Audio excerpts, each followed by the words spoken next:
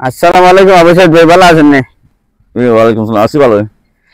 আজকে আবু সাইদ ভাইয়ের আউশ ধানের জমিতে চলে আসছে। দেখেন বৃষ্টির কারণে কিন্তু এগুলা পাটা দিছে, মানে বৃষ্টির অভাবে আর কি। এখন পানি কতদিন ধরে পাওয়া যাইতেছে না। পানি রোয়ার পর থেকে পানি পাইতেছি না, তো পয়লা আসল দুই একদিন।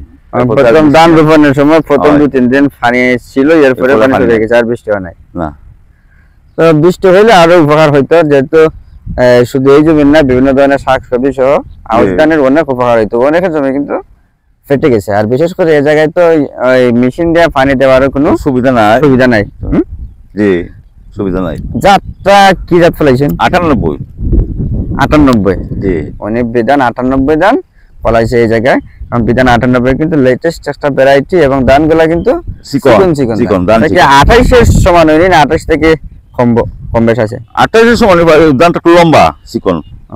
বিধান 28 সমানও এই বিধান 98। তো 98 কিন্তু রূপা হাউস মৌসুমের ভালো একটি জাত। ফাঁকটা রাখছেন বড় ফাঁক, আর এই ফাঁকগুলা ছোট ফাঁক। বড় ফাঁক রাখার কারণটা কি দেখতে হয়? বড় ফাঁক রাখার কারণে এদিকে বাতাসটা ঢুকলো, আলু বাতাস ঢুকলো, বা সার বা ওষুধ দিতে সুবিধা হইলো।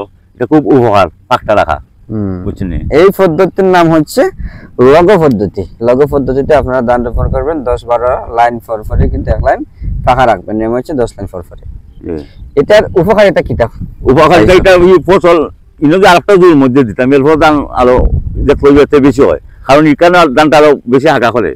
আলো ঢোকে, আর সূর্যের আলো ছাড়া কিন্তু খাদ্য উৎপাদন সম্ভব না। না, এই খাদ্য যদি গাছে মাটির থেকে উৎপাদন না করতে পারে বা না খাইতে পারে, তাহলে গাছগুলো মারা যাবে। সবারই খাদ্য দরকার, যার কারণে সালোক সংশ্লেষণের মাধ্যমে কিন্তু সূর্যের উপস্থিত উদ্ভিদ খাদ্য তৈরি করে, সেই খাদ্য উদ্ভিদ গ্রহণ করে।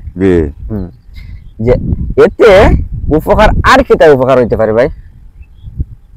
ওই লোকটা ফাঁকটা দেওয়া হয়, মানে কীটনাশকের ক্ষেত্রে তো উপকার হইব না?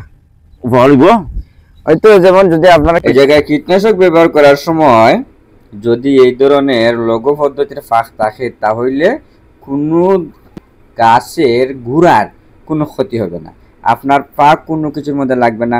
যেমন থুরের সময় অথবা কায়স্থলের সময় যদি আপনি এই জায়গার মধ্যে কীটনাশক বা ছত্রাকনাশক ব্যবহার করতে চান, তাহলে কিন্তু এই লঘু পদ্ধতির ফাঁক না থাকলে কিন্তু আপনার অনেক ধান নষ্ট হয়ে যেতে পারে।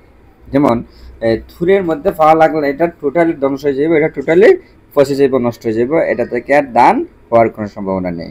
তারপর দেখেন ফুলের সময় যদি কীটনাশক ব্যবহার করেন, একই অবস্থা, ফুল যদি পরে যায় তাহলে সমস্যা। যার কারণে কিন্তু এই লঘু পদ্ধতিগুলো ব্যবহার করা। আর এই জায়গার মধ্যে আরও বিষয় হচ্ছে যে আমরা আপনাদের সামনে প্রযুক্তি নিয়ে এসেছি, প্রযুক্তি নিয়ে আপনার সামনে